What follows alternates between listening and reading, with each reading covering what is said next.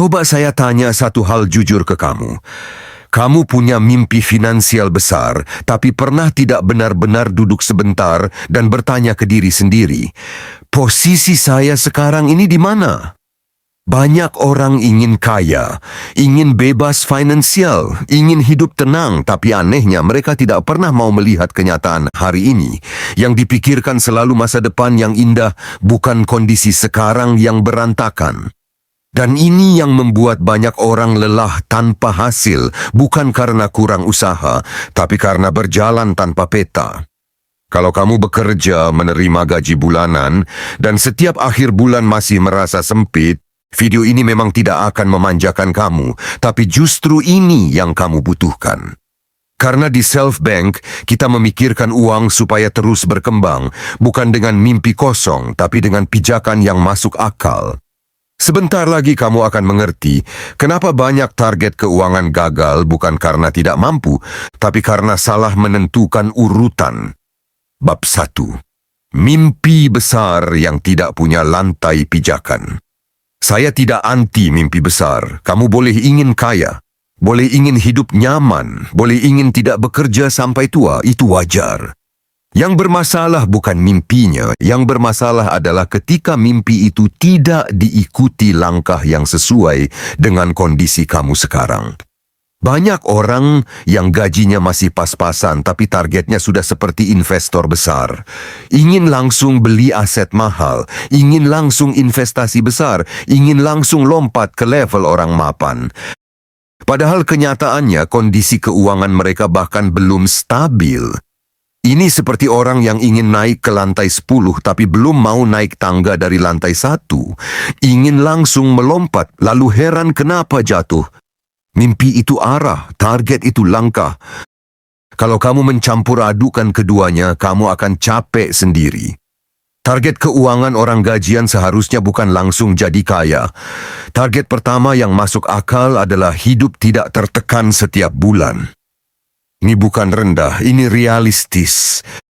Karena kalau hidup kamu masih penuh panik, penuh ketakutan akhir bulan, penuh ketergantungan pada tanggal gajian, bicara soal kaya itu hanya hiburan mental. Sekarang kita masuk ke hal yang sering diremehkan, tapi justru menjadi pondasi semua hal besar. Bab 2. Stabil dulu baru bicara besar.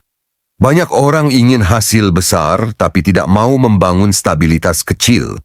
Padahal stabilitas adalah fondasi psikologis dan finansial. Stabil itu bukan berarti hidup mewah. Tapi stabil itu berarti kamu tidak hidup dari utang ke utang. Stabil itu berarti kamu tidak panik setiap ada kebutuhan mendadak. Dan stabil itu berarti uang kamu tidak habis sebelum bulan selesai. Ini kelihatannya sederhana, tapi justru ini yang paling jarang tercapai. Karena banyak orang lebih sibuk mengejar cara uang bertambah daripada memastikan uang tidak bocor. Mereka ingin investasi, tapi tabungan tidak pernah bertahan. Mereka ingin aset, tapi pengeluaran harian tidak terkontrol. Mereka ingin masa depan aman, tapi hari ini saja masih kacau. Kalau fondasi ini tidak dibangun, semua target besar akan rapuh. Uang yang masuk lebih banyak tidak otomatis membuat hidup lebih baik. Tanpa stabilitas, uang yang besar hanya memperbesar kekacauan yang lama. Dan inilah kenapa target keuangan paling masuk akal untuk orang gaji bulanan bukan langsung kaya, tapi menciptakan ruang napas finansial terlebih dahulu. Ruang di mana kamu bisa berpikir jernih. Ruang di mana keputusan tidak dibuat karena panik. Ruang di mana kamu mulai mengendalikan uang bukan dikendalikan oleh uang. Sebelumnya kita sudah sepakat bahwa stabilitas lebih penting daripada mimpi yang terlalu jauh. Sekarang kita masuk ke bagian yang sering dihindari orang karena kelihatannya tidak menarik. Tidak glamor, tidak bisa dipamerkan. Tapi justru ini yang menentukan apakah hidup kamu akan terus dikejar panik atau mulai terasa terkendali. Bab 3. Dana darurat, bukan gaya tapi alat bertahan hidup. Banyak orang salah paham soal dana darurat. Dikira ini cuma teori buku keuangan, dikira ini cuma buat orang yang sudah mapan. Padahal dana darurat itu bukan soal gaya hidup, ini soal bertahan hidup secara mental dan finansial. Hidup itu tidak pernah benar-benar rapi, motor bisa rusak, keluarga bisa sakit, pekerjaan bisa berubah, kebutuhan bisa datang tanpa izin, dan masalahnya bukan di kejadian itu, masalahnya di bagaimana kamu menghadapinya. Tanpa dana darurat, setiap masalah kecil terasa seperti bencana besar. Tanpa dana darurat, kamu dipaksa mengambil keputusan dalam kondisi terdesak. Dan keputusan yang lahir dari panik hampir selalu salah. Orang yang punya dana darurat bukan berarti hidupnya bebas masalah. Tapi dia punya jarak aman antara masalah dan kehancuran. Dan target paling masuk akal untuk orang gaji bulanan bukan langsung 6 bulan pengeluaran. Itu terlalu berat untuk banyak orang. Target pertama yang waras adalah 1 bulan pengeluaran, cukup untuk memberi kamu ruang bernapas. Dari 1 bulan baru naik perlahan, bukan untuk pamer, tapi untuk melindungi hidup kamu sendiri. Setelah bicara soal cadangan hidup, sekarang kita masuk ke bagian yang sering bikin orang tersandung. Kebiasaan menyisihkan uang. Bab 4, menyisihkan uang bukan soal besar kecil, tapi soal konsisten. Banyak orang tidak menyisihkan uang karena merasa jumlahnya terlalu kecil, merasa percuma, merasa tidak ada artinya. Ini cara berpikir yang keliru. Yang membangun masa depan bukan angka besar yang datang sekali, tapi kebiasaan kecil yang diulang ratusan kali. Kalau kamu menunggu sampai punya sisa besar baru mulai, kamu tidak akan pernah mulai. Karena pengeluaran selalu bisa menyesuaikan diri dengan gaji. Orang yang berhasil membangun keuangan sehat bukan yang selalu punya banyak uang, tapi yang selalu memprioritaskan menyisihkan lebih dulu sebelum menghabiskan. Ini bukan soal pelit, ini soal memberi masa depan kamu hak yang sama pentingnya dengan kebutuhan hari ini. Ketika kamu mulai terbiasa menyisihkan, walaupun sedikit, kamu sedang membangun satu hal penting, yaitu kendali atas uang. Bukan uang yang menentukan hidup kamu, tapi kamu yang mulai mengarahkan uang. Dan setelah fondasi ini terbentuk, baru kita boleh bicara tentang langkah berikutnya. Bukan karena serakah, tapi karena uang yang sudah aman perlu diberi arah supaya tidak diam di tempat. Bab 5. Baru bicara uang berkembang, bukan sebelumnya. Ini kesalahan yang sering terjadi. Orang ingin uang bertumbuh padahal hidupnya masih goyah.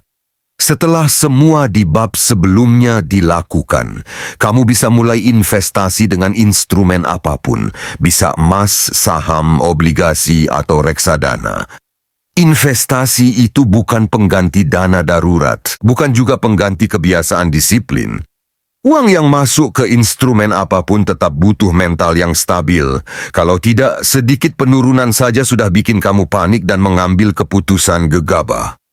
Target realistis untuk orang gaji bulanan bukan langsung cuan besar. Targetnya adalah membangun kebiasaan menaruh uang di tempat yang lebih produktif daripada hanya mengendap. Ini bukan tentang menjadi kaya cepat. Ini tentang melatih kesabaran dan konsistensi. Dan sekali lagi, urutannya tidak boleh terbalik. Aman dulu, stabil dulu, baru bicara tumbuh. Sekarang kita masuk ke bagian yang paling jarang dibahas, tapi justru paling menentukan dampaknya ke hidup kamu dan bagaimana semua ini seharusnya diselaraskan dengan realita orang bergaji bulanan. Karena tujuan dari uang bukan sekadar angka di rekening. Tujuan akhirnya adalah hidup yang tidak terus-menerus berada dalam mode bertahan. Bab 6. Dampak kalau target realistis benar-benar dijalankan. Ketika kamu berhenti mengejar target yang terlalu jauh dan mulai membangun fondasi, sesuatu yang aneh akan terjadi. Hidup kamu pelan-pelan terasa lebih ringan. Bukan karena tiba-tiba kaya, tapi karena tekanan berkurang. Kamu tidak lagi melihat tanggal gajian sebagai satu-satunya penyelamat hidup. Kamu tidak lagi mengambil keputusan karena takut. kamu mulai bisa menunda keinginan tanpa merasa tersiksa. Dan ini yang jarang orang sadari. Stabilitas finansial itu bukan cuma soal uang, tapi soal kualitas pikiran. Orang yang punya ruang napas finansial berpikir lebih jernih, tidak reaktif, tidak impulsif, tidak gampang terbakar emosi ketika melihat orang lain pamer pencapaian. Dan dari titik ini, kamu mulai bisa membangun sesuatu yang lebih besar dengan kepala dingin. Bukan karena kamu hebat, tapi karena kamu tidak lagi dikendalikan rasa panik. Sekarang pertanyaannya, bagaimana semua ini disesuaikan dengan kehidupan orang biasa yang tetap harus bekerja, bayar kebutuhan, dan hidup normal? Kita masuk ke penyelarasan. Bab 7 penyelarasan untuk orang gaji bulanan. Kamu tidak perlu hidup ekstrim, tidak perlu jadi pertapa keuangan, tidak perlu mematikan semua kesenangan. Yang perlu kamu lakukan adalah menata prioritas.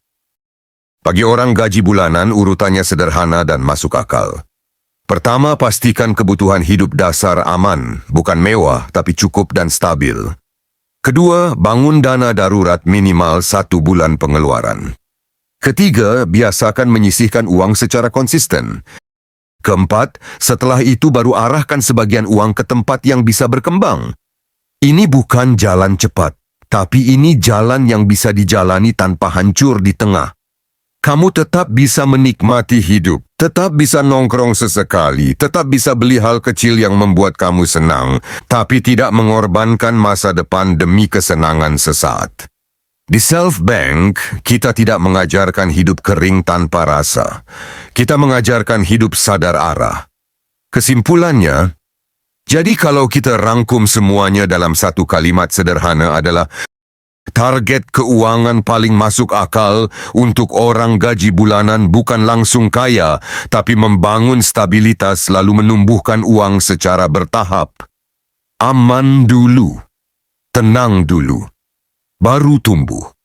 Kalau kamu membalik urutan ini, kamu mungkin terlihat cepat bergerak, tapi sebenarnya sedang berlari di atas tanah rapuh. Kamu harus ingat kalimat ini. Uang tidak perlu bergerak cepat. Yang penting, kamu tidak salah arah. Sekarang saya tidak minta kamu langsung mengubah hidup. Cukup lakukan satu hal hari ini. Duduk sebentar, buka catatan, lihat kondisi keuangan kamu sekarang, bukan untuk menghakimi diri sendiri, tapi untuk jujur. Tanya ke diri kamu, apakah hidup saya sudah stabil? Apakah saya punya cadangan untuk keadaan darurat? Apakah saya menyisihkan uang dengan sadar atau cuma berharap sisa?